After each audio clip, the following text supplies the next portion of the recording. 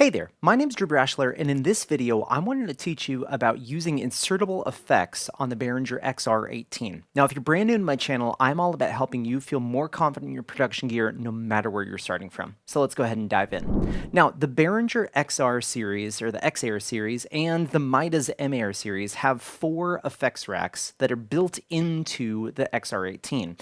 And if we look into X-Air Edit here, we have our effects 1, 2, 3, and 4. And these are effects sends.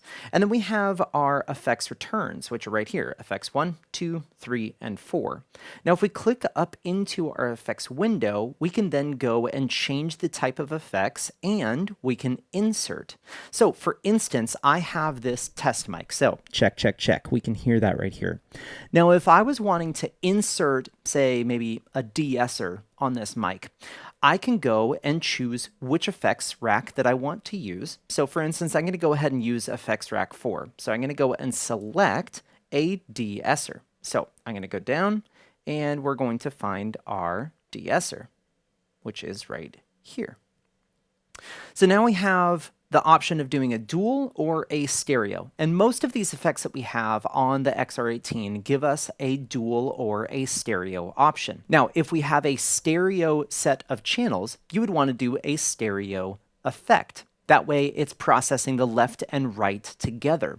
If you have a mono setup, for instance, this single microphone, this is going to be a mono source. So you can use a dual to be able to get 2 channels of processing on this effect. So for instance, this dual DeEsser, we can go ahead and select that. Now that we have the dual DeEsser selected, let's actually go ahead and route our audio from our microphone to this effect. So right here, below the effect, we have these drop downs, and this allows us to go and select the channel that we want to actually put this effect on. So for instance, I can go find my channel 15 where this mic is, check, check, check, and I can go and select channel 15. At this point, I want to press the insert button to be able to change this effect to be an insert rather than routing through my effects send and then going through my effects return. And then what I want to do is I want to press this little button. Now this little effects button right here is what actually inserts this onto this channel. So if I press this, now this effect is inserted on this channel with this microphone. So now I can go ahead and click into this, and now I can go ahead and adjust this. So check, check, check. Now it's a little bit hard to hear this because you're hearing both the microphone from here and my head mic, but we can go and do a different effect. So for instance, I can go and load a different type of effect in here. So I can go and drop down and let's do a dual guitar amp. This will be interesting. So check, check, check. Hey, 1, 2, and we can go add in a bunch of crunch and some preamp.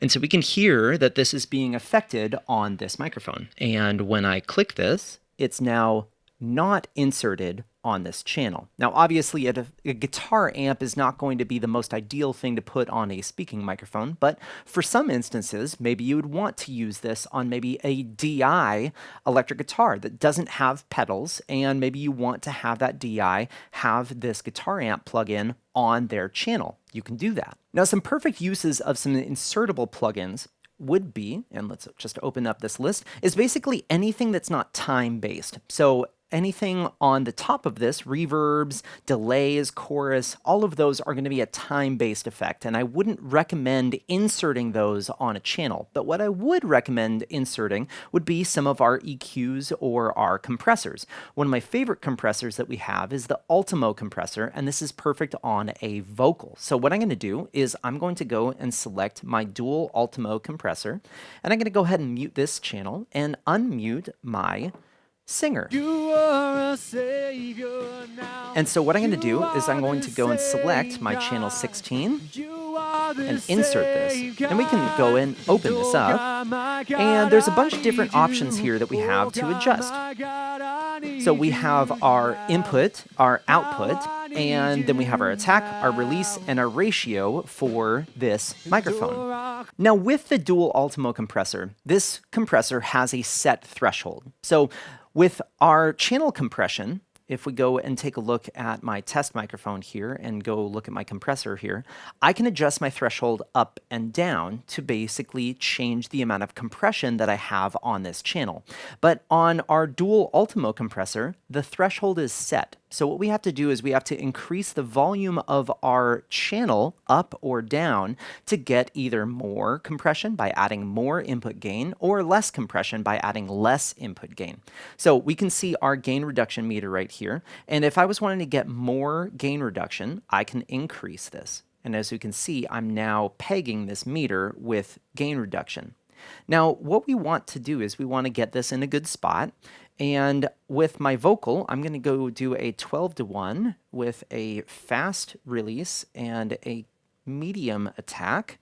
Now, with this knob here, when it's down at 1, it's a slower amount. And when it's up at 7, it's a faster amount. So with our release, to get a slow release, we go to 1. For a fast release, we go to 7. Same with the attack. For a slow attack, we go to 1. For a fast attack, we go to 7. So let's go ahead and bring the volume of this again. Oh God, my God, I need you now. How I need you now. Oh, rock of ages. And God moving power now. You are the same God. You are the same God. And you are a healer then. You are a healer. Now, when you're setting a compressor, the idea is to set the volume of this to be the same with the compressor inserted and with it not inserted. That's pretty good. I'm a little bit loud. You are the same God. And oh God, my God, I need you. Now, the reason that we want to have our input level and our output level the same is that we want to have our whole entire signal chain have a nominal gain level where we're not adding more gain or taking gain away.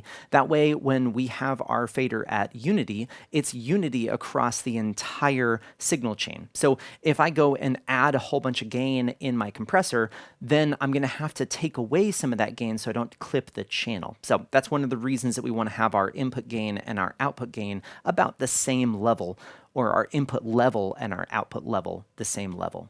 Now, another great effect inside the XR18 and the XR series is that we have graphic EQs or TruEQs in our effects rack. So one thing that I like to do is, say I have a podium microphone, is I will go and insert a graphic EQ on that podium mic. And that way, if there's some feedback frequencies that I'm having some problems with, I can go target that frequency and just pull it down. So for instance, here's my test mic, and I'm going to go and insert this on my test mic here. And so then what we have is I have the ability of going and targeting a certain frequency and either boosting it, which I wouldn't want to do, or cutting it completely, which is really helpful for trying to fight that feedback that you might have with a podium mic. Now, there are a lot of effects that are built into the X-Air and XR series, and they are the same effects that are on the Behringer X32.